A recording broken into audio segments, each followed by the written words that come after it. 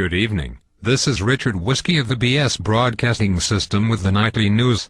Of course, it is same stuff as last night. War, famine, pestilence, disease and, of course, the favorite, terrorist explosions. Or as President Obummer calls them, unplanned events. And now for the news dash, but wait, there is a special breaking news alert. It seems that President Obummer is about to have a special news conference. We will now go directly to Washington, D.C. to see what he will read, speak about tonight. Take it away, Washington. SP Lit.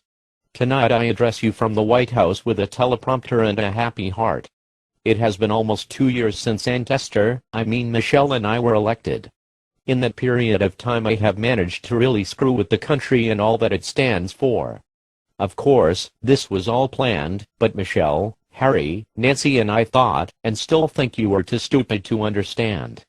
Well, as everyone now knows, we were wrong on this, as we have been wrong on just about everything we have done.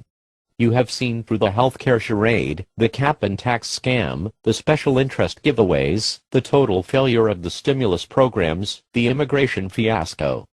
And let us not forget our foreign policy, in which we insult our past friends and embolden our enemies. You know that because of Nancy, Harry and I, the country is in deep debt and the job situation is dire. It appears that you are not as stupid as we think you are. I have intentionally misled you for the past 2 years, as the following list of promises shows. Line number 1, past my stimulus and unemployment will not go over 9%. Line number 2, I will not hire lobbyists. Line number 3, I will close Gitmo within 1 year. Line number 4, I will create 4 million jobs. Line number 5, Obamacare will be deficit neutral. Line number 6, we will build nuclear power plants. Line number 7, I will not raise taxes 1 dime. Line number 8, I will not sign a bill with earmarks in it. Line number 9, I will go through bills line by line and line item veto any pork. Line number 10, all bills will be posted online 5 days before a vote. Line number 11, transparency. Line number 12, I will not rest until the BP oil spill stops. And finally, line number 13, healthcare debates will be on C-SPAN. Well, obviously I'm a pretty good liar, as I did get elected. Too bad for you, but not a bad deal for us, as Michelle's vacation in France demonstrates. Well, as I have said, I won, haha. I still cannot believe how many of you believed that bullcrap. Okay, here is a little joke. What do we use for fuel when we are toasting marshmallows in the White House? Give up. Your tax dollars and taxpayers are the marshmallows. Ha ha, pretty funny. Well, I think so, and so do all my little Kool-Aid drinking zombie followers. Now the midterm elections are upon us, and all the polls show that you, the voter and taxpayer, are unhappy. My reply to you is, so what? I'm the one, I'm correct in all I do, and you are too stupid and uninformed to realize that. The fact of the matter is, I really do not give a flying flip what you think.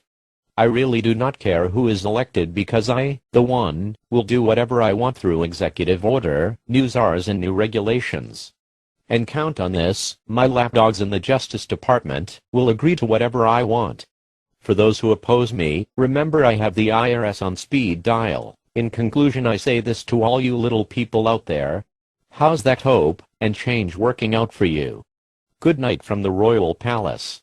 Big butt, oops, Michelle, and I hope you get a good night's sleep, so you can work hard and pay more taxes tomorrow, so I can give your money to somebody else. There you have it, folks. Straight talk, for once, from a bummer. Now in the interest of fairness we go to some other comments. Good night and good luck. We are going to need it.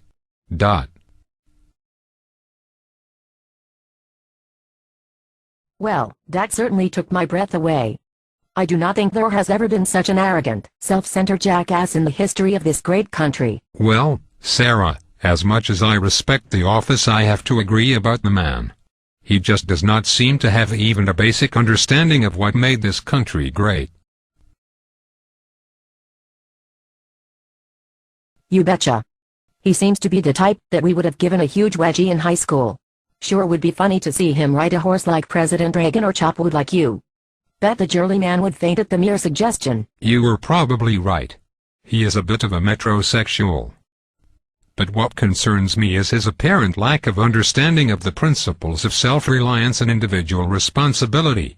Have you noticed how nothing is ever his fault or responsibility? He has finger pointing down to a science. Well, we will see how well that serves him after the midterms are in. Hopefully he will come to his senses, but it is doubtful. Sarah, keep the faith. At some point he will only be a bad memory. Let us hope that the voters ride the elephant in November and that the new Congress grows a set of cojones.